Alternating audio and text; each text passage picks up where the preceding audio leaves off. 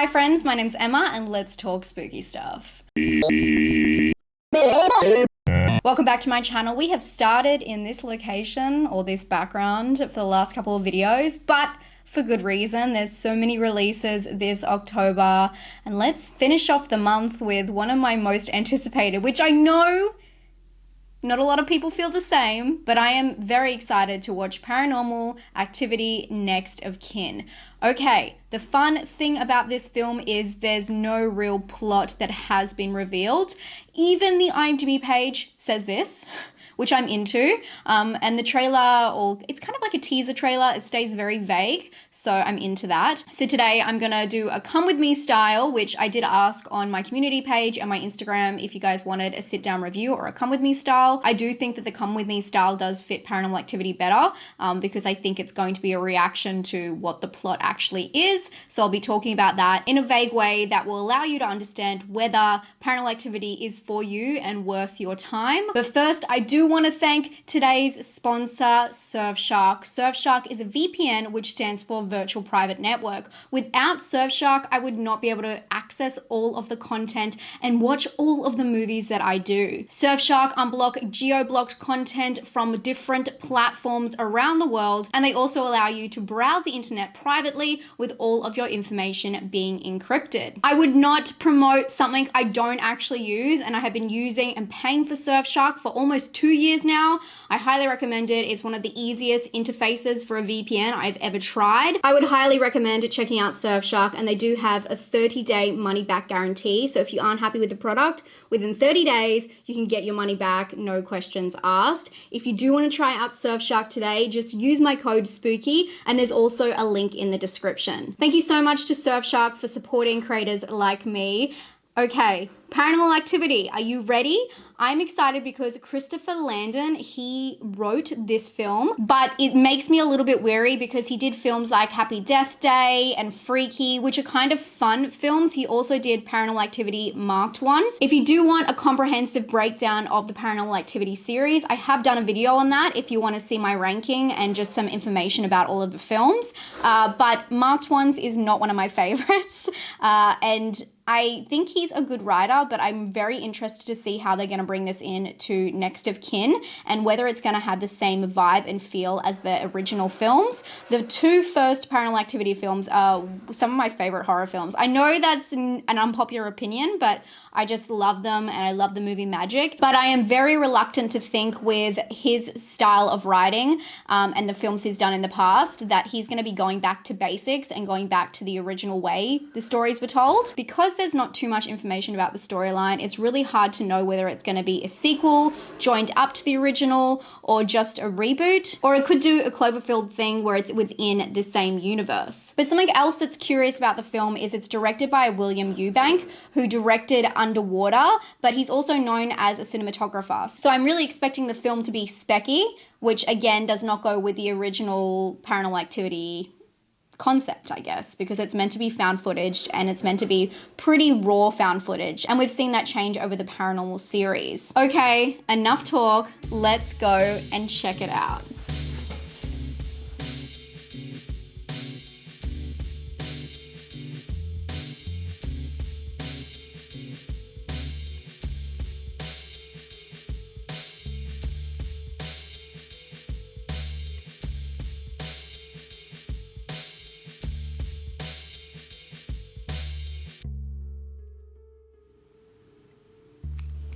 Well,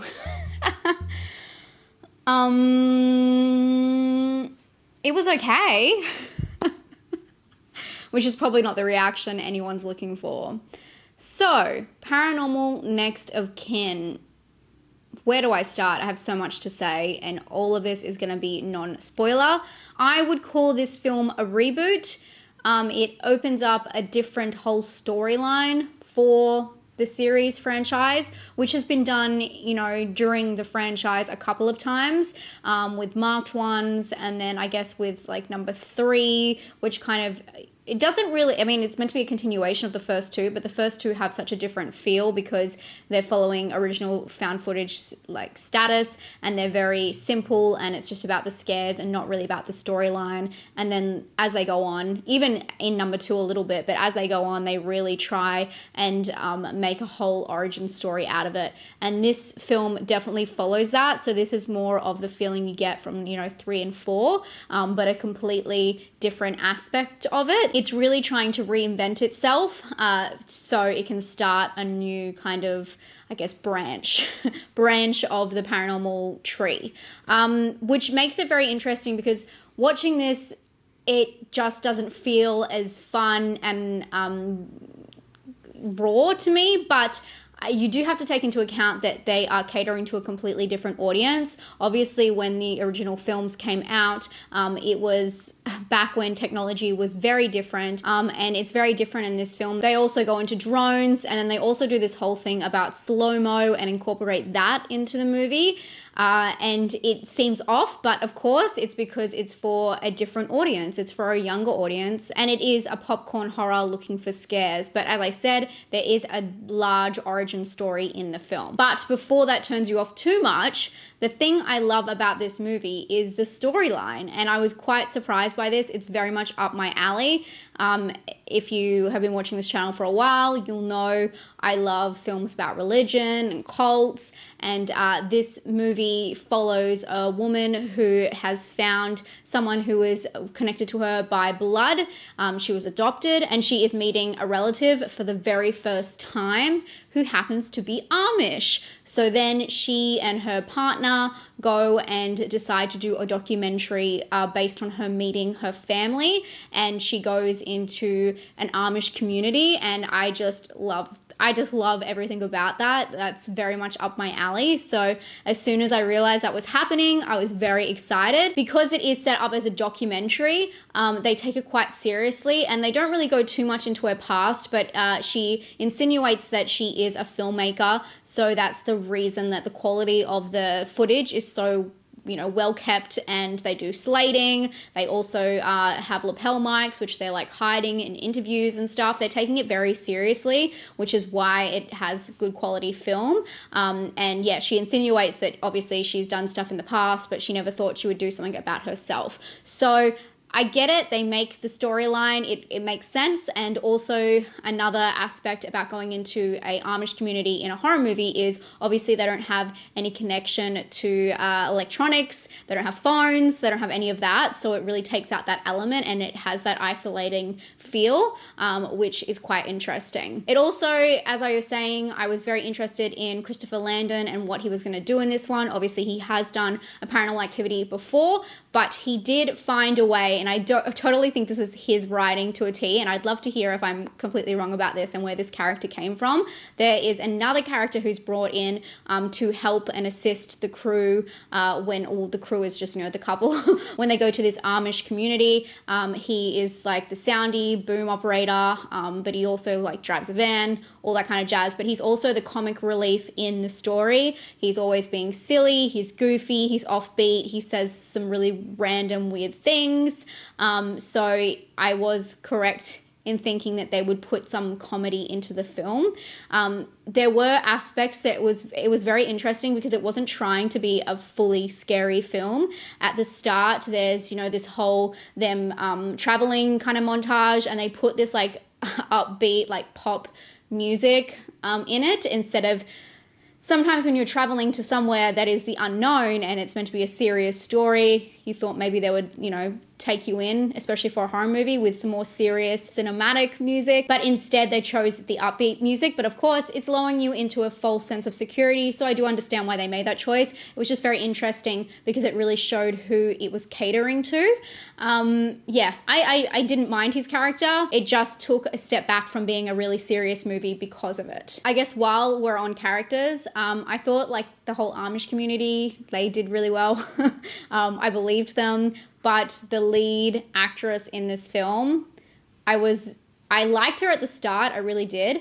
But as she went on and things progressed in the story, Her scream quality, which I never talk about, but her scream quality and just her reactions weren't it for me. It took me out several times because I just didn't believe her shocked reactions, which is quite unfortunate because at the start she was really tugging on my heartstrings. But I'd be interested to hear if other people feel the same way. The film does have a lot of reveals, and of course it does pay tribute and go back to the night vision. And I think this is one of the scariest scenes, and it's not even towards the end of the film. But I would love to hear if anyone watches this in the middle of the night if they were terrified, because I was watching this one scene where there's this night vision and it was so creepy, but it was definitely less is more in that scene.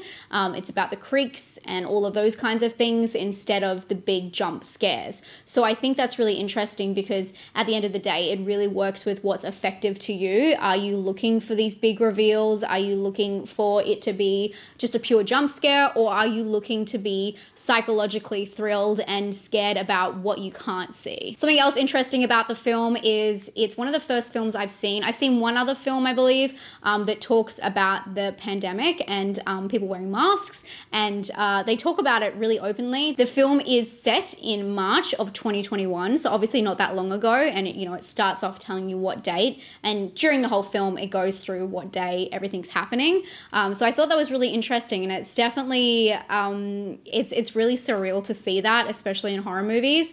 Of course, a lot of horror movies and even movies in general are going to be based around that, but it was really interesting because there's like an airport scene and everyone's wearing masks and they're talking about them. So yeah, bizarre, just a bizarre part of history that is in film now. Overall, I started off being really excited about the concept of this film. As soon as I figured it out, it was found footage, it goes into a religious community. I was very excited, but I do think it lost me in the middle. It just wasn't convincing enough for me, and it was a little bit too predictable. And because you're one step ahead thinking, oh, well, that's probably happening because of this, it kind of takes you out of the moment and having those reveals because they're so predictable. So I was just waiting for things to happen that I knew were going to happen, which is quite a bummer, but it does open up for a whole new chapter or whole new chapters. And I'd be interested to see where it goes next, because obviously this is a Paramount Plus release. So I don't know how well this is going to be received. Obviously, if it was in cinemas and that was to do with the pandemic, it would have been a completely different story. Not saying it would have done well, but it would have just been a different story. So I'm wondering if it is going to be worth the reboot, and whether you guys think it's worth the reboot of a whole franchise, or is this just going to be a once-off film, because I can't see it doing extremely well. In saying that, it wasn't bad, it wasn't horrible, it just wasn't anything special. It unfortunately just goes on to the end of the franchise that went downhill for me since the first two. In saying all of that, I'm going to give it a 6 out of 10 for personal score. I can't wait to hear what you guys think about this one, actually. I'm going to give it a scare score. It would have been like a 7, but it's just the screaming. It just, I don't know. I can't wait to hear what you guys think, but yeah, I'm gonna give it a 6. And for originality, I'm gonna give it a 4. Definitely has been done before, and it's been done before in this franchise, just in a different way.